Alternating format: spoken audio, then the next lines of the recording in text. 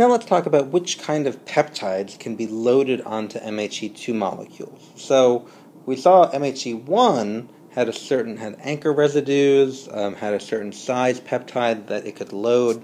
Right? For MHC class II, remember these are being loaded in endocytic vesicles where peptides have been formed from proteins that have been broken down in phagosomes, phagolysosomes. So what kind of peptides are going to fit in here? Well, first of all, there's a size preference, typically anywhere from 13 to 25 amino acids long.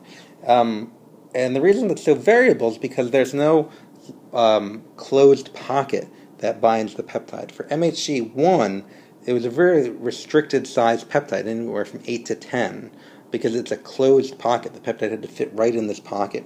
Here, the ends of the MHC II proteins, alpha and beta, are open, so you can slide really any sort of peptide in here, almost any length. It overhangs the alpha and overhangs the beta, so it's not locked in.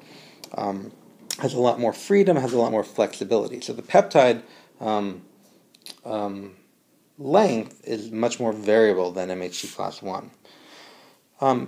We recall from MHC class I that different isoforms bound different types of peptides based on anchor residues. Right, there are amino acid sequences in the alpha and the beta chain that interacted with specific residues in the peptide that held the peptide in. So do we have anchor residues for HLA2s?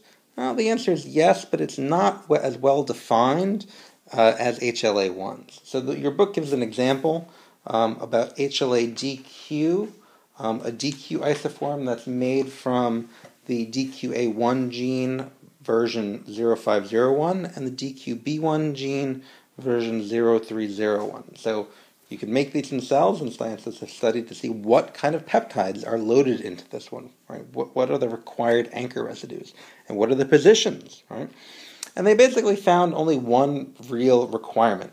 It's a leucine residue somewhere near position 4. Right? So there's a lot more flexibility here because really that leucine needs to be somewhere near position 4.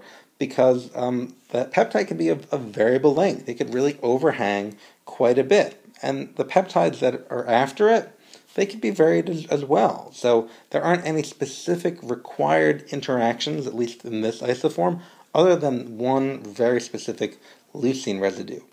So if we tried to determine a peptide binding motif for this isoform, it would be very hard to define other than saying a leucine somewhere near the beginning, and that's pretty much it, right? Pretty much every peptide that looks sort of like this can load into this. So there's a lot more variability in loading in MHC class II, which is why we typically don't talk about a very stringent anchor residue position, location, or amino acid type with MHC IIs. So, and that's good because that allows us to load lots of different peptides, have lots of different freedom for loading different peptides and presenting them to helper T cells that will hopefully help boost the immune response.